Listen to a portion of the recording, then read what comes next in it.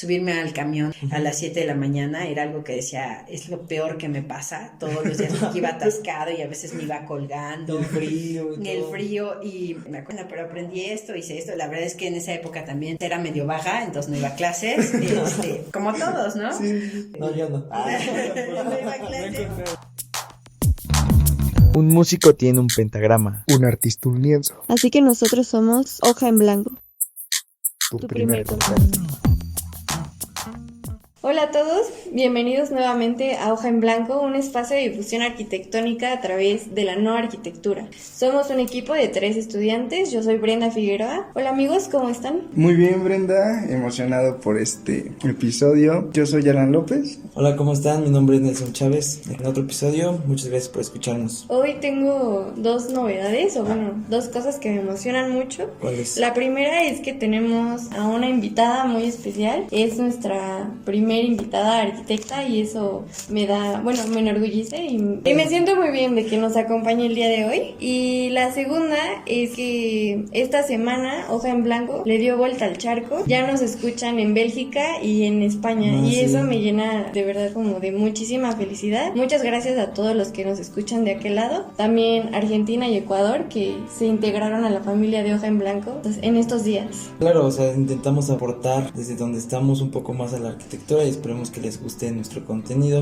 Muchas gracias por apoyar. Y bueno, nuestra invitada el día de hoy es la arquitecta Gaby Piña. Hola, buenos ¿Cómo días, está? buenas tardes, muy bien.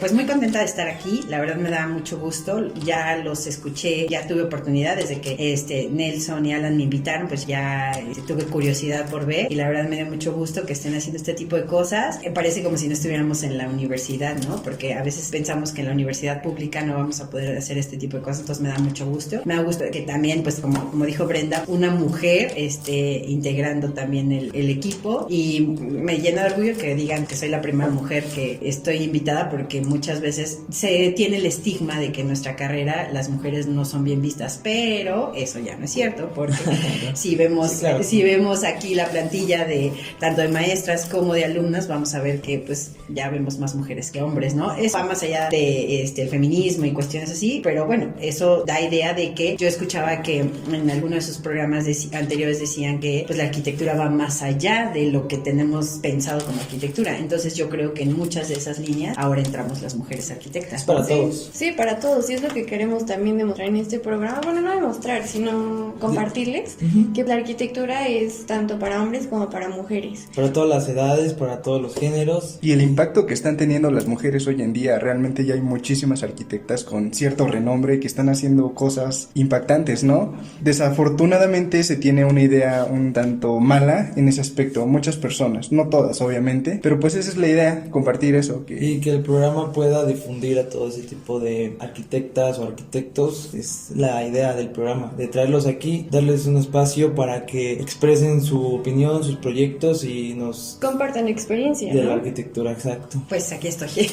Arquitecta, ¿quién es usted? Bueno, pues yo soy Gabriela Piña, soy arquitecta, además soy maestra en desarrollo urbano sustentable. Tengo 40 años y bueno, tengo 2 hijos, bueno, casi 3, pero soy multifacética, literal. Estoy entre la academia aquí, hace 13 años que doy clases en la universidad, 13 años, pero además, bueno, soy arquitecta, después estudié la maestría y eso me ha podido dar pie a hacer algunas otras cuestiones, desde la sustentabilidad, desde el paisajismo. Tengo muchos hobbies, me encanta, o sea, mi familia se desarrolla en torno a hobbies, a todos se nos ha permitido hacer hobbies, pero eso siempre como que yo he tratado de que nunca pierdan la arquitectura, ¿no? De la línea arquitectónica siempre esté, aunque no sea tan fácil. Soy amante de la naturaleza, mi vida, mis fines de semana son en la naturaleza y así lo han sido desde hace un buen tiempo. Ejerzo la carrera de arquitectura desde diferentes frentes, ¿no? Desde, ya decía, en la academia, proyecto arquitectónico, de pronto algunas remodelaciones, diseño de interiores me gusta mucho, pero en las últimas fechas, pues no sé si es una cuestión porque así es, como dicen coloquialmente, es lo que me ha caído, ¿no?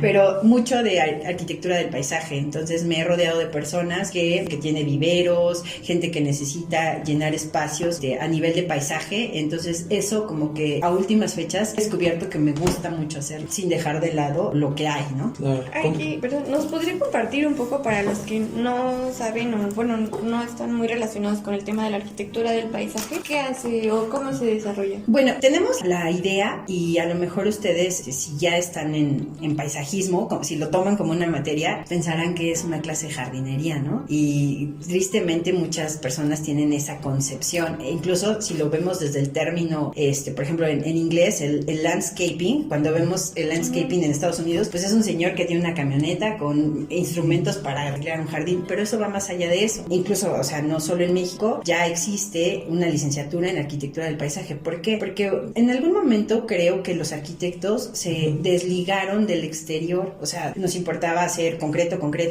diferentes cuestiones, pero empezó a quedar de lado, y eso no solo quedó de lado, quedó fuera en la arquitectura, también en la ciudad. E incluso cuando te dan las normas de tu 30% de área permeable, híjole, cuando al arquitecto le dicen eso es así como de verdad tengo que dar 30% de mi terreno para un área verde, ¿cómo es posible? Cuando vamos más allá de eso, cuando hablamos un poquito de sustentabilidad y vemos que es bien necesaria esa área, ¿por qué? Porque lo que estamos teniendo en las ciudades es que estamos perdiendo permeabilidad. De hecho, el 30% se queda corto. Claro, por supuesto, ¿no? El 30% es como para no robar tanto, ¿no? Para no quedarnos mal, ¿no? Pero si vemos que necesitamos recarga del manto acuífero, hoy estamos teniendo problemas de sequía, más allá de todo lo que tenemos, de sequía, y ese es uno de los problemas. ¿Qué pasa en las ciudades? Veamos las ciudades cuando llueve muchísimo, ¿qué es lo que pasa? Inmediatamente se inunda, ¿no? ¡Ay, está mal diseñado!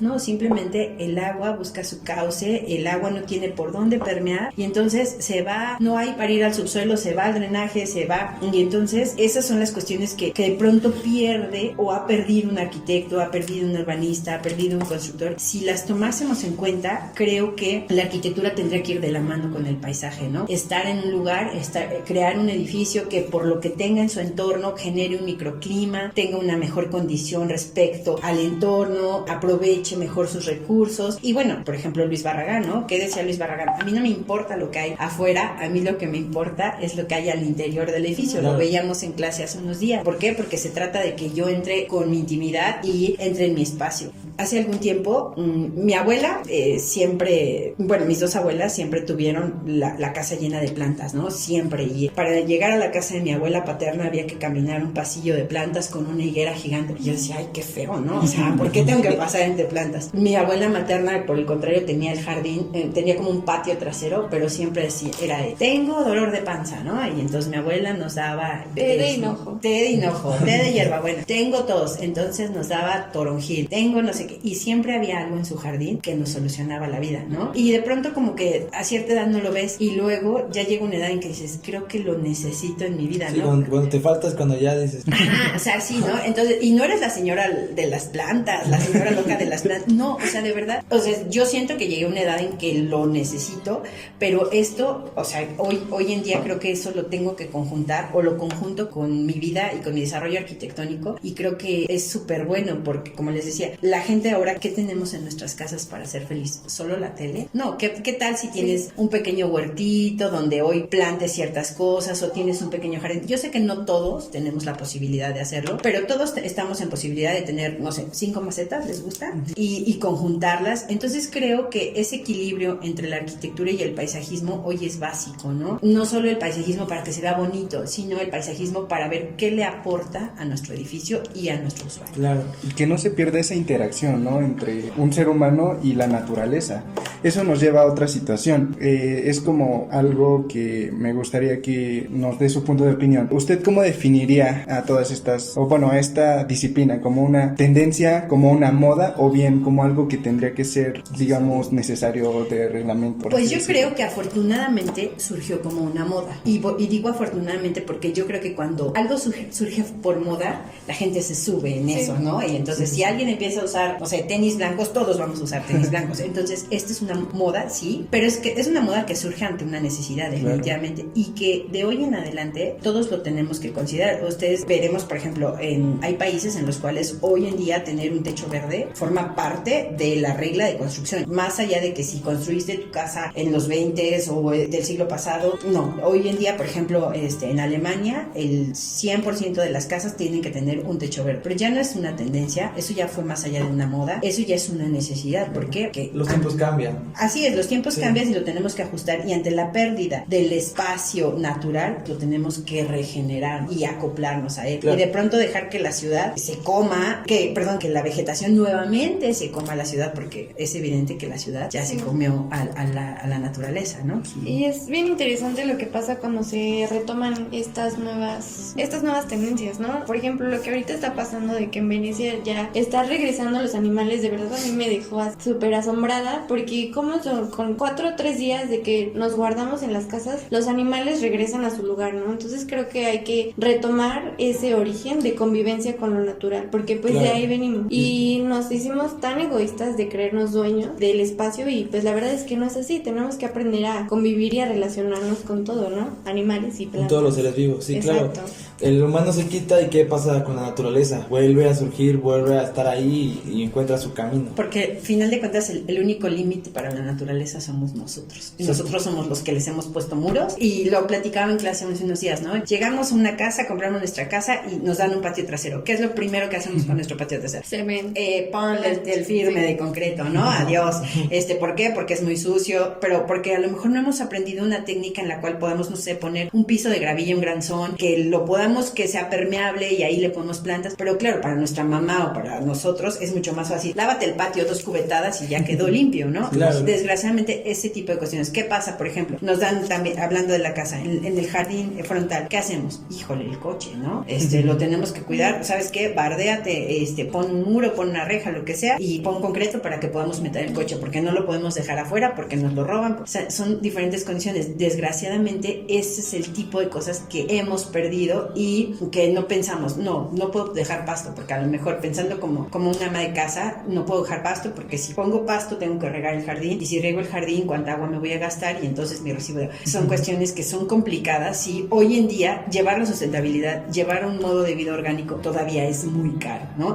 Aunque, como dice Brenda, ¿no? Al final el regreso a lo natural es lo mejor, ¿no? Eso lo he estado aprendiendo estos años, y creo que al final de cuentas, sí, ¿no? Tal cual, ¿no? Comer natural, vivir natural, estar en contacto con la naturaleza. Creo que como arquitecto, híjole, eso es básico. Y es que es algo que nos va a generar beneficios, tanto en la salud como en estar bien con nosotros mismos. Si nos vamos quizá a un aspecto espiritual, por así llamarlo, o sea, genera beneficios, creo, en todo. Me recordó ahorita un meme, no memes, fotografías sí que aparecen en Facebook, en las redes sociales, de una grieta de algún firme de concreto, sale una planta. He visto hasta en azoteas cómo sale una planta o una flor de una grieta. O sea, la naturaleza siempre busca regresar, y el humano lo evita. Es que a veces creo que se nos olvida que el planeta está vivo, ¿no? Entonces lo hemos materializado tanto que ya hasta esos detalles nos sorprenden. Pero entonces, ¿culpa de quién es? Pues lo que decíamos, que es culpa de todos, ¿no? De los que hacen y de los que dejan hacer. Muchos dicen, no, es que yo sí planto árboles o plantas y todo el rollo, pero en realidad estás consumiendo productos que lo hacen empresas, y las empresas con sus fábricas contaminan y abarcan y se brincan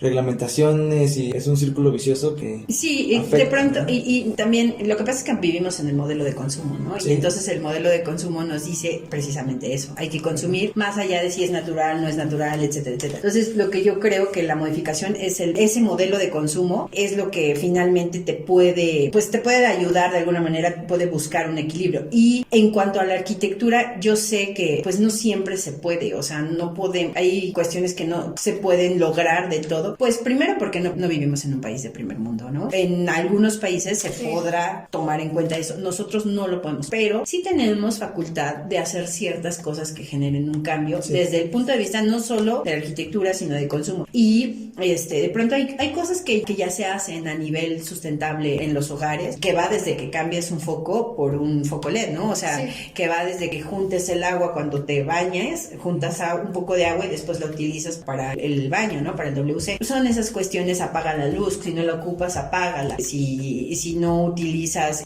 por ejemplo, en el exterior, si no utilizas la luz también, si puedes caminar, claro, no siempre se puede y eso es muy válido, ¿no? O sea, habrá quien te diga, es que yo quisiera venir a trabajar en bicicleta, ¿no? Pero me tengo que atravesar Boulevard Colosio, que es un boulevard de mucho tráfico. ¿Qué pasaría si viniéramos en el Colosio, no? No, es muy riesgoso. Y aparte, además de que tú te pones en riesgo, siento que estar respirando el humo de todos los carros tampoco es como muy saludable, que digamos. Entonces creo que se debe de cambiar ya ese modelo. Y estábamos debatiendo hace como una semana con un chico de otra universidad que él mencionaba que por qué había tanto disgusto con los puentes vehiculares que se están construyendo en la ciudad, ¿no? Uh-huh. Entonces yo le dije, no, o sea, no es él dijo, ¿cuál es el disgusto por la modernidad? Le dije, no, pues es que yo creo que no es disgusto por la modernidad, sino por el rumbo que estamos llevando. O sea, estamos construyendo lo que ya vimos que no funciona. Claro. Y ahí queremos ir de necios por ese camino para fomentar el uso del vehículo particular y lo que ya hemos comentado en otros episodios, ¿no? Tal vez necesitamos ya enfocarnos y tal vez exigir, por ejemplo, ciclovías. Creo que muchos podríamos venir en bicicleta a la universidad y ya ayudaríamos un poquito, ¿no? Al medio ambiente. De hecho, por ejemplo, en mi trabajo de tesis dentro de la maestría,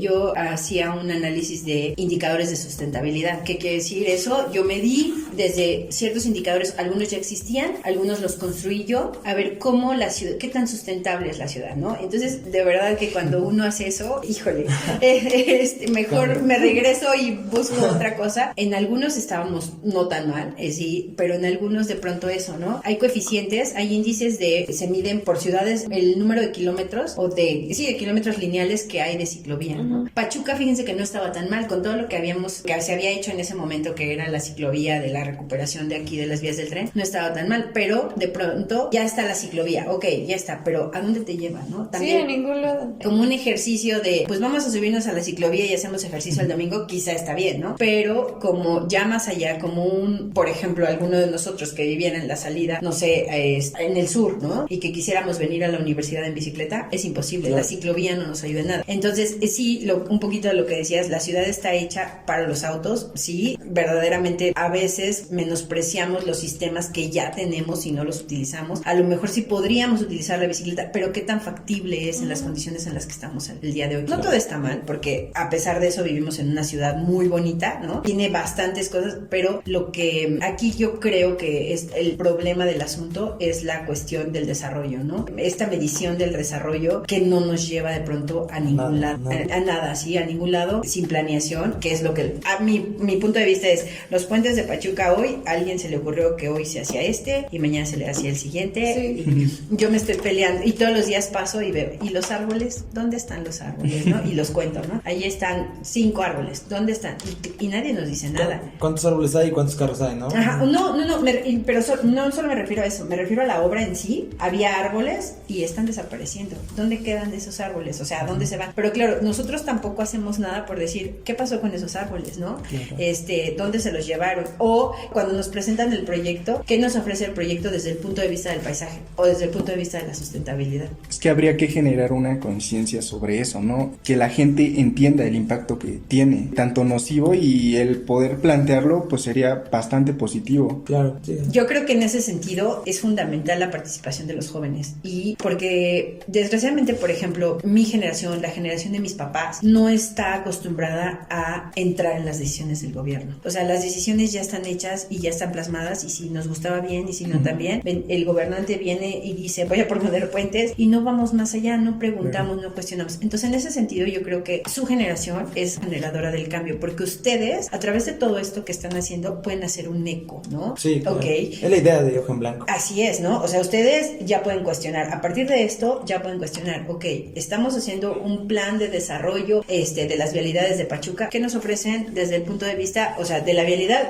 ¿Qué problemas se van a resolver? Desde el punto de vista de la sustentabilidad, ¿qué se va a resolver? ¿Qué hay para los peatones? ¿Qué hay para las personas en bicicleta? ¿Qué hay para el transporte? La tercera edad. Porque en realidad el día que lo inauguran lo usamos, ya venimos y ya. ¿Qué va a pasar con estas vialidades que ahora los va a tener? Pues se van a saturar porque todos vamos a querer pasar por ahí, ¿no? Claro, y la idea por decir de Hoja en Blanco es que también está dirigida a un público público que no está inmersa en urbanismo ni arquitectura. Entonces, al traer nosotros personalidades como usted, como una arquitecta ya recorrida, experta en ciertas áreas, puede dar su opinión basada en obviamente experiencias y estudios que ha hecho, y podemos llegar a personas para concientizarlas y darles a entender que cosas que se hacen hoy en día están mal. Así es, el punto creo que es cuestionar, todo cuestionar, o sea, y eso es lo que de pronto a mí en el aula, híjole, a veces me cuesta mucho trabajo ver que no cuestionen, ¿no? Digo, ¿por qué no me cuestionan? ¿Por qué no me dicen, no, esto no es así? O sea, nunca una generación pudo tener a la mano tanta información. Claro, ahorita ya está. Y a veces son los más desinformados, ¿no? Entonces, en muchas ocasiones toca ver chavos, hablar con chavos que de pronto les hablas de ciertas cosas y te voltean a ver como diciendo, ¿y eso con qué? Y tan fácil como que le digas a Google, lo que te estoy diciendo, pregúntaselo a Google, a ver qué te dice Google, pero sin embargo no, y bueno, yo creo que ahí es donde se puede generar un cambio, ¿no? Donde puede haber como cerrar como el eslabón que permita que se haga esa interacción, y no solamente como arquitecto, como dice Nelson, ¿no? Pues en todos los sentidos, porque también eso nos da un poquito como la formación hoy. Creo que la formación de una persona tiene que ser integral hoy. Claro, por supuesto. O sea, saber de todo. Saber de todo, sí. Hoy y tienes que ser un arquitecto, sí, creo, desde mi punto claro, de vista. que solo sé que no sé nada. Ok, sí, eso es porque al final, ¿en qué te vas a especializar, no? Si sabes de todo, al final, ¿en qué te vas a especializar? Bueno, el chiste es que conozcas mucho, ¿no? Que veas, que investigues, que leas. No ser insensible con lo que pasa en el exterior. Así es, por ejemplo, y como arquitecto, creo que y no por ser muy elitista, pero yo creo que los arquitectos apreciamos las cosas de una manera diferente, ¿sí? Con otros ojos. Con otros ojos. Claro. Lo mismo me dirá un médico, ¿no? Claro, Pero un médico va a decir, es que tú no ves que ahorita yo te estoy bueno. Sí. Pero los arquitectos vemos aparte, ¿no? O sea, podemos ver las cosas de una manera muy diferente. O sea, tú ves una casa y yo creo que ustedes ya a lo mejor ya les pasa o llega el momento que les pase y entras y dices, bueno, pues aquí si pusieran esto funcionaría mejor, si los muebles los acomodaran de esta manera, o por qué no haces eso, ¿no? A mi mamá le hago mucho eso y yo creo que a veces hay días que dice, ay, ¿para qué vienes? No le pica la cabeza luego cuando estés en una casa nueva, que veo que pasa una trave por arriba del comedor, o no sé, cosas causa así cierta que... incomodidad, Sí, ¿no? me siento bien extraño. Sí, y eso pasa, ¿no? Y me gusta mucho eso, pero me gusta también, por ejemplo, el arquitecto ve la ciudad de una manera bien diferente. O sea, claro. Tú puedes leer la ciudad y eso digo, y qué padre, como arquitecto lo puede hacer, no cualquiera lo puede hacer, ¿no? O sea, para mí eso es algo que me ha dado una satisfacción de la carrera de arquitectura y que me encanta, porque cuando lo veo y lo vivo y lo leo de esa manera, digo, no lo podría hacer de otra manera, ¿no?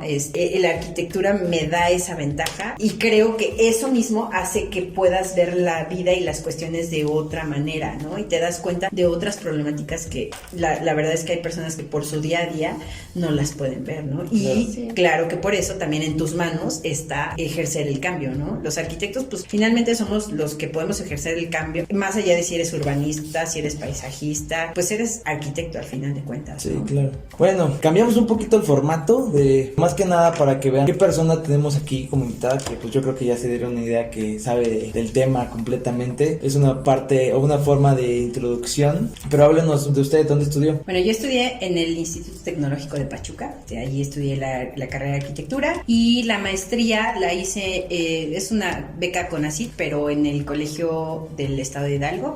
Ahí estudié la maestría en desarrollo urbano sustentable. ¿Y por qué decidió estudiar esa maestría? Bueno, la verdad es que, o sea, siempre como que las maestrías son complicadas, o sea, dentro de la arquitectura es complicado elegir una maestría. Hay quien dice, no, debes de estudiar una maestría antes de los 30 años. O sea, no la debes de estudiar siempre y cuando no tengas otros planes más allá, ¿no? ¿Por qué? Porque también a mí de pronto me dio la posibilidad de estudiar esa maestría, pues porque yo no me podía desplazar en ese momento a otro lugar. ¿Por qué? Porque ya tenía hijos claro. Muy chiquitos, mi hijo más chiquito tenía 6 meses, entonces lo tuve que dejar para cuando me fui a hacer la maestría, y eso que estaba en Pachuca. O sea, si me hubiese tenido que ir a otra ciudad a hacerla, hubiera sido mucho más complicado, ¿no? Claro, me habría encantado estudiar una maestría en arquitectura, ¿sí? Me gustaría, y creo que eso no lo he descarto en algún momento hacer algo con respecto a diseño industrial, porque me gusta mucho y es porque también es uno de mis hobbies, que hago como cosas que van más allá, que son mucho más decorativas,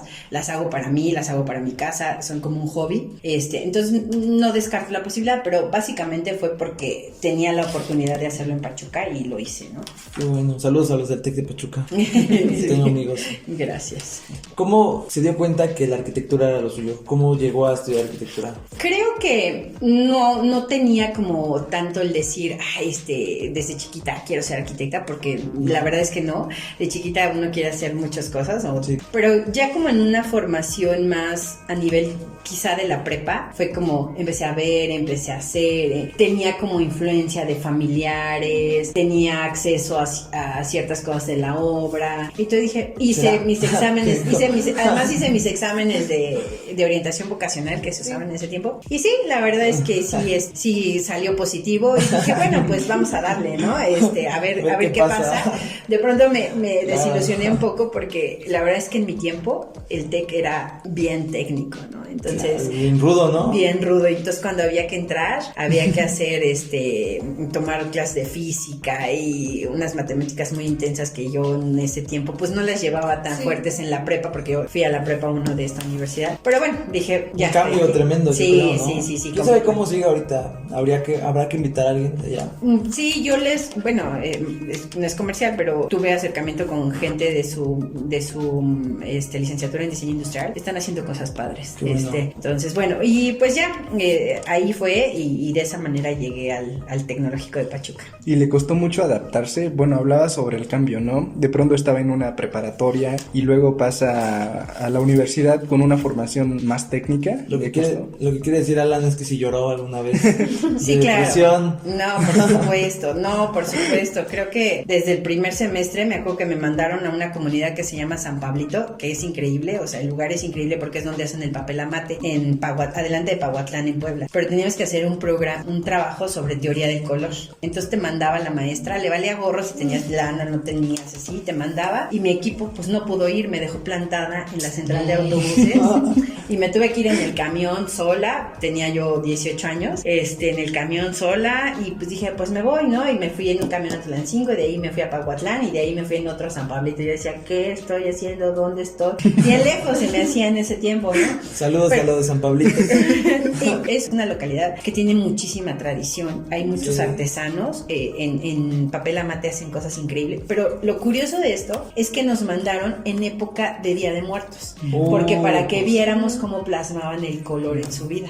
Claro. Entonces, bueno, la verdad es que yo regresé encantada, para mí fue impresionante porque llegué y para empezar todo era cempasúchil naranja por todas partes, y esta plantita, esta florecita, manita de león le llamamos, todo. Entonces la gente te invitaba, yo les explicaba qué estaba haciendo, te enseñaban los lienzos de papel amate, te enseñaban los altares. Entonces para mí, yo lloraba en la ida, pero de regreso dije, no, esta fue una experiencia bien bonita. Lloraba, y fue como mi... Creo que en el coraje atorado en el camión. Sí, así, y en ese tiempo pues no era habla del celular, ¿no? O sea, no llegaron ni punto, ¿no? Y pues me tuve que ir en el camión.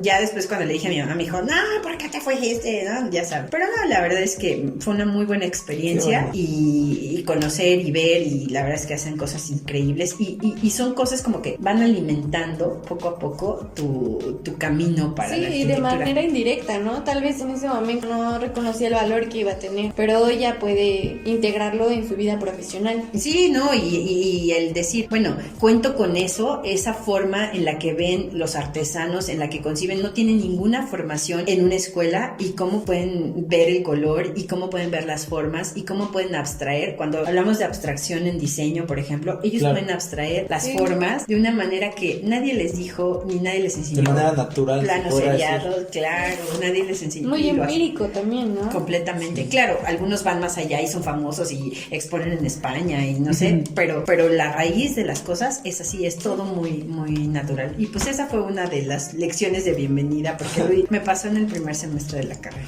¿Algo que se arrepienta de su etapa de formación? No, creo que no. Hice grandes amigos, la verdad. Tal vez no me gustaba y renegaba de ello todos los días. Subirme al camión a las 7 de la mañana era algo que decía, decía, es lo peor que me pasa, todos los días que iba atascada y a veces me iba colgando. El frío y El todo. frío, y me acuerdo mucho que mis papás, yo quería un portaplanos, y entonces está el portaplanos chiquito, pero mis papás, como iba a ser mi cumpleaños, mi papá la verdad es que se quiso ver bien y me compró un portaplanos muy bonito, como de tela, y entonces, no, mis papás, y me compraron uno padrísimo, que más bien tenía como muchos compartimentos y así, padrísimo. Claro, cuando lo subí al camión el primer día, dije, no, creo que no funciona, porque yo necesitaba algo más como de 60 centímetros, creo que había uno de 60 y el otro era de 90, y el mío ya era el de 90, no, pues no podía, entonces tuve que regresar al tubo y que no ocupaba espacio en el camión, ¿no? Claro. Pero no, de arrepentirme, no, nada, todo bien. ¿Y cómo era un día normal cuando estudiaba? La verdad es que yo trabajé muy joven, desde siempre, o sea, desde el principio de la universidad, del TEC, estudiaba entre semana y los fines de semana atendía una tlapalería que tenía mi tía. Una hermana de mi papá tenía una tlapalería, entonces mis fines de semana eran despachar clavos, resistol, suelto, codos, entonces eso me gustaba porque me retaba a mí misma a ver si ya me sabía las conexiones, ¿no? Con cuerda, sin cuerda, de reducción, media, 3/4. No, y le sirve. Sí, claro, y eso cuando... También hacían las papelerías de sus papás. Así, y eso, y después, más adelante un día fui y pedí trabajo a que por cierto, hoy él es el director de obras públicas de Pachuca, un amigo Edmundo, y le pedí trabajo y le dije, vengo a aprender, ¿no? Y entonces tenía que estudiar en la mañana, trabajar en la tarde, buscar el espacio en el trabajo para que pudiera hacer mis planos, o buscar el espacio en la escuela para que pudiera adelantar un poquito del trabajo que tenía. Entonces, pero la verdad es que era muy bonito, ¿no? O sea, a lo mejor era pesado en ese tiempo, pero no tenía ninguna responsabilidad más que trabajar y ¿Te probó alguna materia? creo que una, sí, ya me acordé.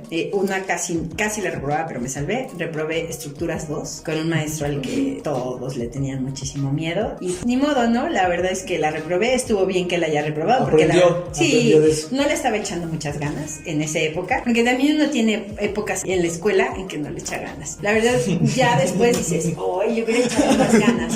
Pero lo que vives en ese momento, dices, bueno, pero aprendí esto, hice esto. La verdad es que en esa época también era medio vaga, entonces no iba a clases, como todos, ¿no? Sí. No, yo no. No iba a No he clases. encontrado.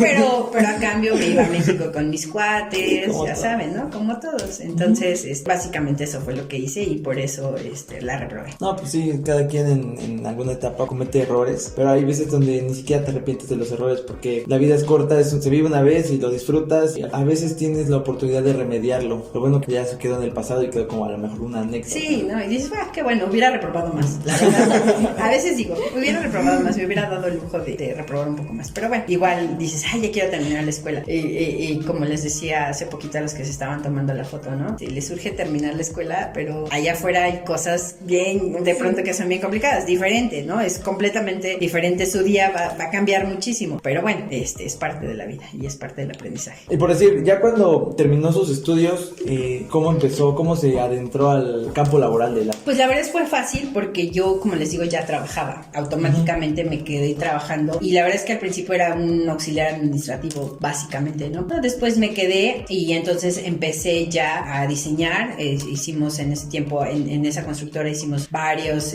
diseños, varias obras. Entonces, no, en ese sentido no fue para mí nada difícil, ¿no? Claro. Solo iba como, mi jefe en ese tiempo como que me iba probando en diferentes como puestos y había de todo, diseño viviendas, entonces trabajábamos en el diseño de viviendas, teníamos teníamos en ese tiempo obras grandes, iba yo también a la obra y hacer lo que todo estudiante de arquitectura yo creo que hace en un principio, que va desde dibujar, ¿sí? Hasta hacer números generadores, sí, la verdad es que no me gustan, pero aquí estoy. Al principio se tiene que empezar por todos los ámbitos, ya después hay unos que dicen, me da flojera hacer esto, mejor me especializo en otra cosa. Sí, y también va mucho en función como de la posibilidad, ¿no? Claro, habrá también. quien tenga una responsabilidad luego que termina la escuela y no le queda de otra, ¿no? Y se queda en un trabajo, pero bueno, hace algunos meses que fui a obras públicas a sacar una licencia, me encontré a excompañeros de ustedes que estuvieron aquí en la universidad, que los ves por ahí, el director de licencias o el subdirector de licencias es un chavo que salió de aquí, y hay varios que dices, bueno, no me los imaginaba trabajando aquí, pero aquí están, ¿no? Me explicaron una cuestión que tenía yo y me la explicaron bien y dije, bueno, lo mismo que decíamos al principio, la visión del arquitecto no es desarrollarse únicamente en un ámbito, sino son muchos ámbitos en los que se ser puede multidisciplinario. Exactamente, multidisciplinario, esa es la palabra. Tiene un despacho, ¿no? Sí, tengo una pequeña oficina en casa, donde doy seguimiento a algunas obras que tengo, remodelaciones, les decía hace rato, algunas cosas de paisajismo, que es lo que más he tenido en este tiempo. Con la arquitecta Yareli estoy asociada de alguna manera en un despacho que las dos estamos trabajando, pero lo que pasa es que el año pasado yo tuve una obra que me quitó mucho tiempo a mí y ella al mismo tiempo tuvo trabajo de clientes que ya tenían, entonces como que eso nos pidió poner un poquito de pausa al despacho juntas, pero bueno, ahí está, ¿no? O sea, y de pronto nos buscan a las dos y damos respuesta a las dos juntas y por separado cada una también. Que creo que ahora es como se utiliza, ¿no? Así. ¿Cómo se llama su despacho? Entorno Cactal. Y por mi parte, Gabriela Piña, o sea, arquitecta Gabriela Piña. ¿Cómo lo podemos encontrar?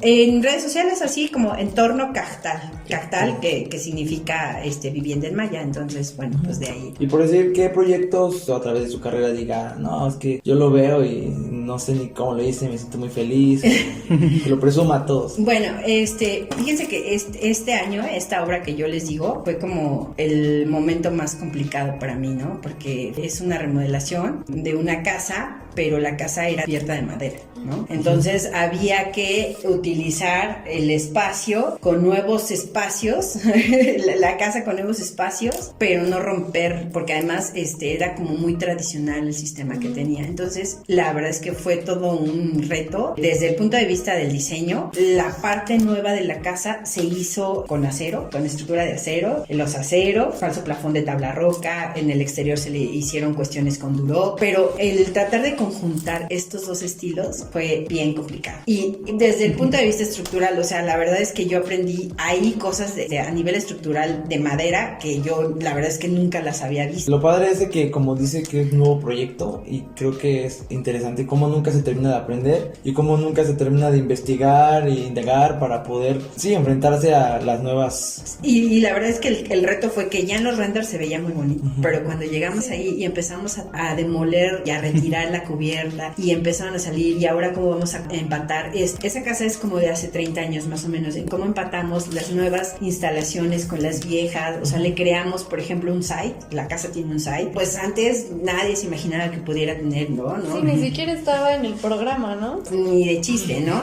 Se creó con nuevas cuestiones y la verdad es que me siento muy orgullosa porque creo que pude conjuntar muchas cosas a pesar de que dio dolores de cabeza de, bueno, y ahora esto cómo lo solucionamos, ¿no? Y como les digo, en la estructura, en los detalles de albañilería, porque ahora tenemos este tipo de aplanado, tenía un aplanado como un encacahuatado que se usaba en los 80s, y así, y hoy pues el encacahuatado ya no, entonces ¿qué le hacemos? Lo quitamos, lo pintamos, no, pero eso cuesta más dinero, entonces hoy me siento muy orgullosa de ese ¿Cómo proyecto. se llama? ¿O tiene nombre? Es Casa Santa Inés. Casa Santa Inés, muy bien, para que la... Sí, les voy a pasar unas fotografías de los renders, del antes, del después. Sí, estaría bien interesante ver cómo esa transformación, ¿no? Y aparte lo que dice de rescatar, bueno, o sea, de reciclar, si se puede decir, la madera es bien complicado, ¿no? Porque se tiene que dar un tratamiento y aparte ya tiene la esencia de la casa y es la remodelación pero sin perder, ¿no? Y fíjense que yo me sorprendí porque el arquitecto que construyó esa casa desgraciadamente murió el año pasado, era un ciclista y lo atropellaron, o sea,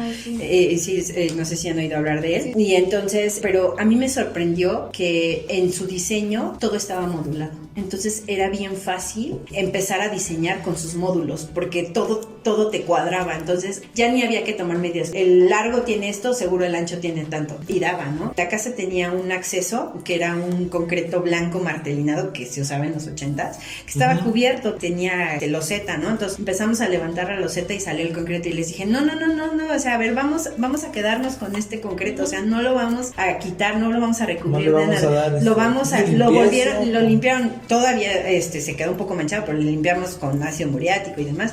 Lo volvieron a martelinar, se le han puesto diferentes tratamientos y ahí va, ¿no? Pero lo importante era eso. Entonces, a mí me gustó mucho trabajar así y la verdad es que todavía hay cosas que estamos trabajando como la carpintería que no se acaba, pero fueron 8 meses intensos de trabajo. Creo que es parte de lo que hablábamos, ¿no? De la sustentabilidad, de que hay que cuidar tanto el costo incluso como reciclar materiales, ¿no? Que es muy importante y se vuelve complicado, pero más sin embargo lo hicieron. Sí, tenía un desnivel en la sala y todo el cascajo que salió de muchas demoliciones. Ahí, El relleno. Sí. Porque dejamos la sala en un La solo- vieja confiable. Sí, claro, o sea, pues ¿qué hacemos, no? O sea, le quitamos ese desnivel a la sala porque había que bajar un escalón, lo queríamos todo en un solo nivel y pues rellenamos con todo lo que nos encontramos que pudiera dar el nivel, ¿no? Cascajo. Sí, entonces ahí está la historia. No, pero fue interesante. Sí, es muy interesante que también sepan las personas que apenas van empezando todo ese rollo aquí en arquitectura, que la sustentabilidad no solamente se basa en poner azoteas verdes. Ah, no. No, para nada, o ocupar fuentes de energía alternativa. La sustentabilidad en realidad es reducir el consumo humano en un proyecto arquitectónico, como también es reutilizando cosas, como las 3 R's, ¿no? Sí, mira, por ejemplo, el término así específico de la sustentabilidad se dice que es el desarrollo que hay hoy cuidando las generaciones del futuro. ¿Qué quiere decir? Que si hoy me tomo un vaso de agua, yo sepa que este vaso de agua va a existir para hasta 3 generaciones más adelante de mí, ¿no? Ahora, en arquitectura, pues en arquitectura es lo mismo, ¿no? Diseñar o crear un espacio que yo sepa que los recursos que utiliza no van a sacrificar, la casa no va a dejar sin agua al resto Claro. o el edificio. Y entonces son las prácticas sustentables, no es solamente eso, ¿no? No solamente comprar un calentador, sino va más allá de eso y son prácticas que tenemos todos los días. Es un término complicado, es un término ambiguo, pero dentro de la arquitectura, pues se trata de eso, de reutilizar, como decías, ¿no? Las 3 R, reutilizar, Sí. reducir Y reusar. y reusar, ¿no? Pues en la arquitectura lo puedes aplicar perfectamente. ¿Y cómo podría decir que son, bueno, cuáles serían las prioridades de la arquitectura actual? Yo creo que ahí hay dos cosas, las prioridades reales y las prioridades que se están haciendo, ¿no? Sí. Las reales es tomar en cuenta la naturaleza, o sea, pensar que somos parte de la naturaleza y no que la naturaleza la tenemos que ajustar a nosotros, no, más bien ya está ahí, ¿qué podemos hacer?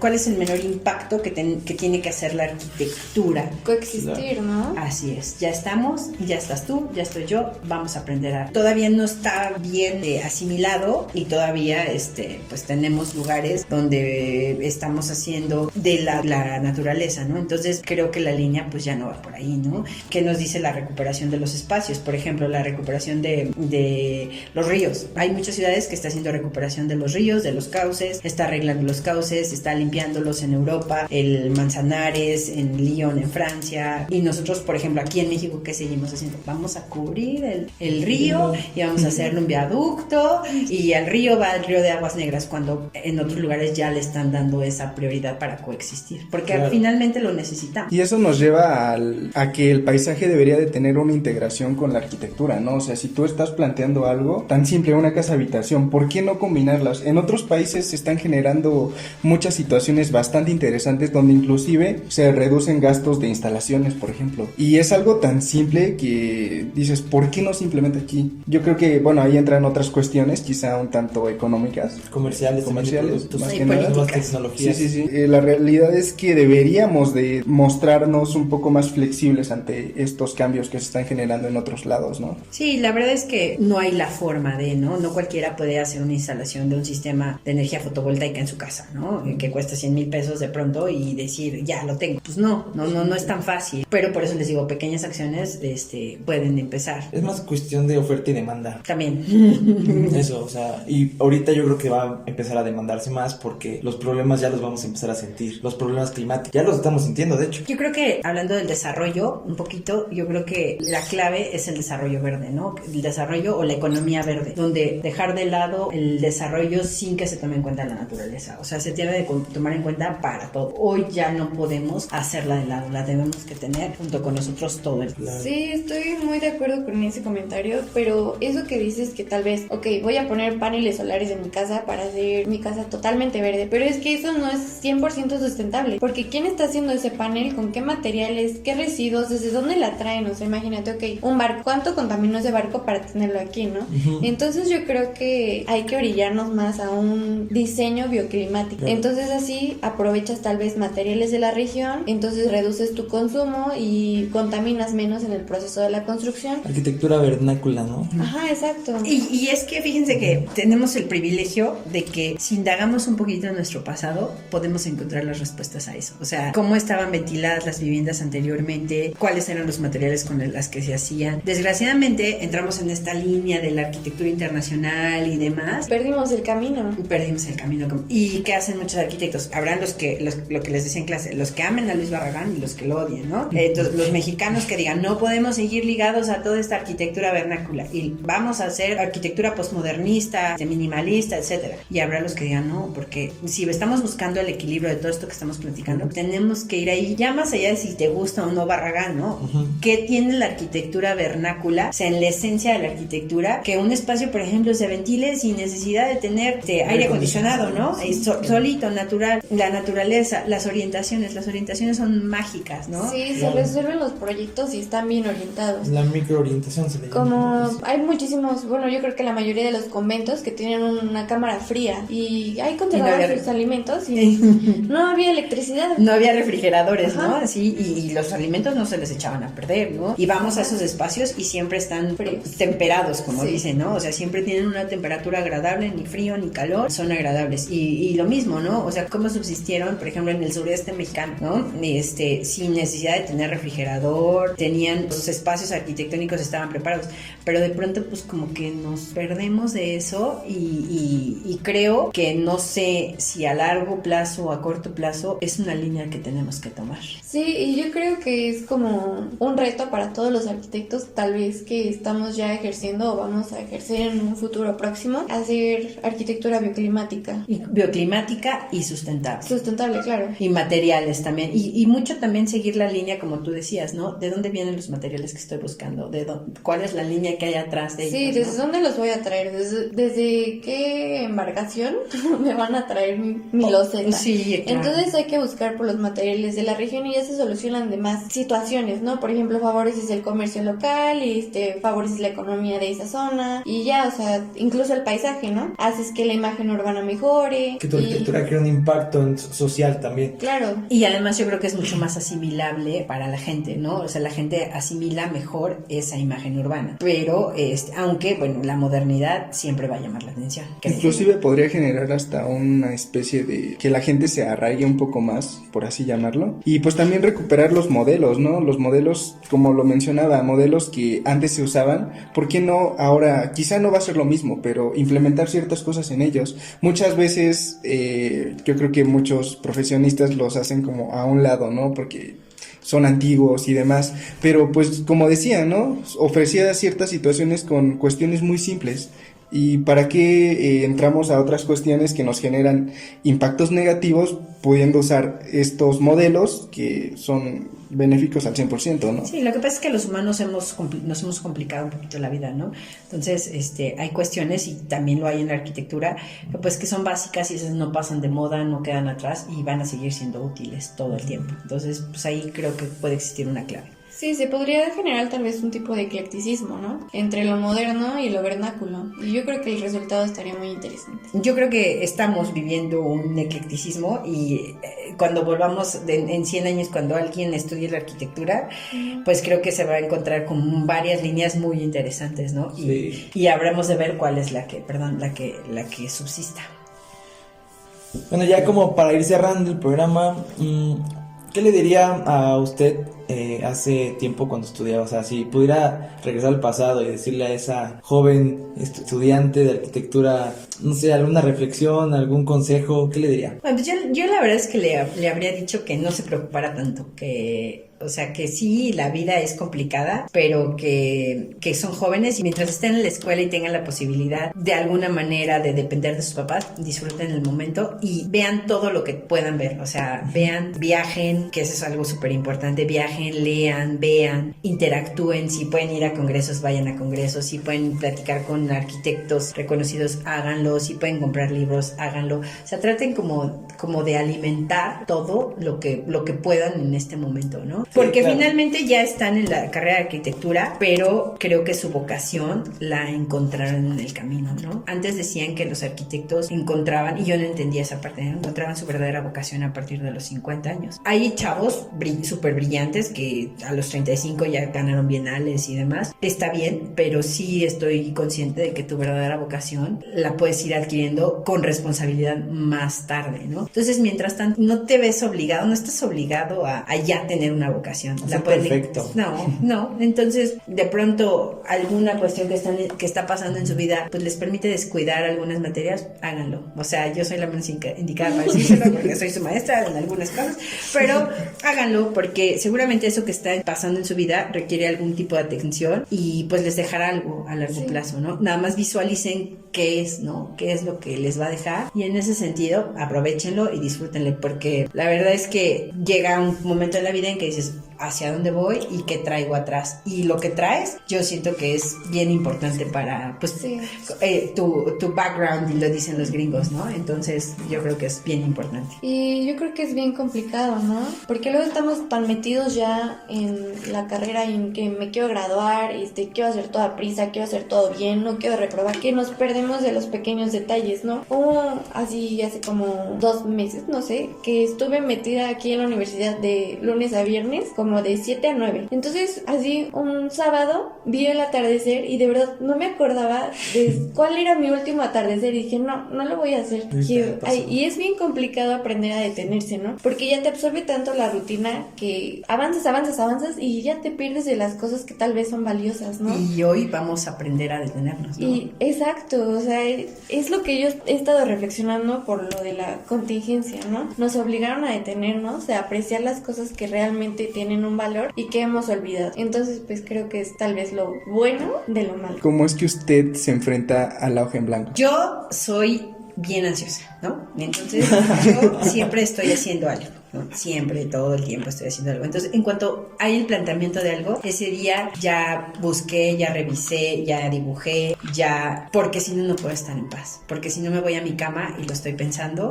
Entonces, sí, y eso es... Insomnio. A veces es insomnio o a veces te duermes y lo resuelves dormido porque ya también te paras y dices, wow, qué raro, qué padre eso.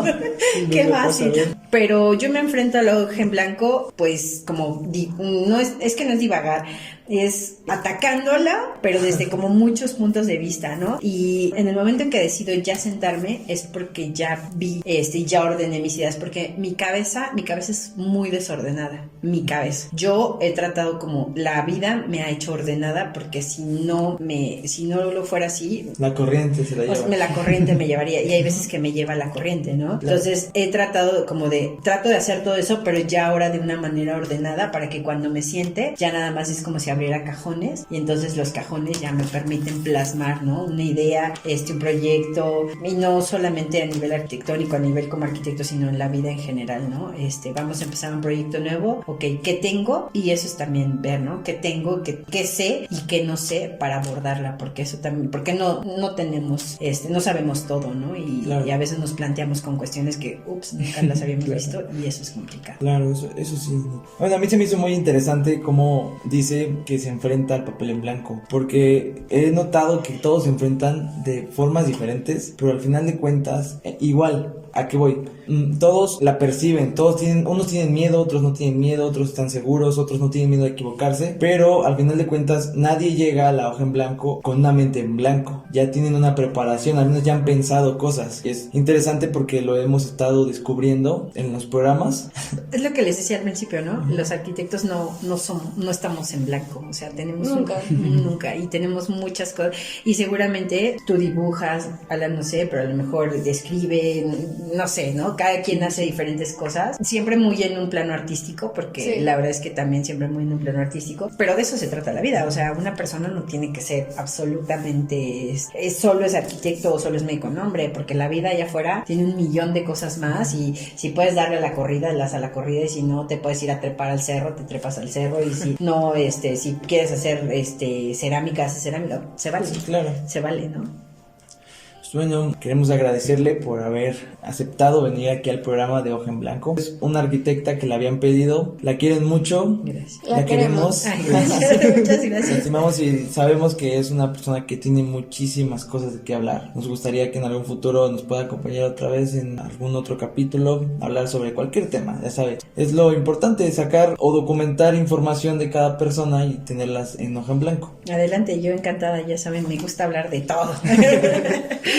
Muchas gracias por acompañarnos. Yo en lo personal la admiro desde hace tiempo que tuve la oportunidad de tenerla frente al aula y dije, no, pues es que hasta es como un ejemplo, ¿no? Por los múltiples roles que desarrolla o que está involucrada, ¿no? O sea, arquitecta, maestra, mamá y alumna, porque pues siento que siempre se aprende algo, ¿no? Al día a día. Entonces, pues muchas gracias por compartirnos este tiempo y nos vemos en otro episodio. Muchísimas gracias a ustedes por invitarme. También comparto la admiración. Creo que es una persona que transmite mucha paz. O sea, siempre está feliz. Sí. O sea, y es complicado, ¿no? No me Porque conocen en mi casa, ¿eh?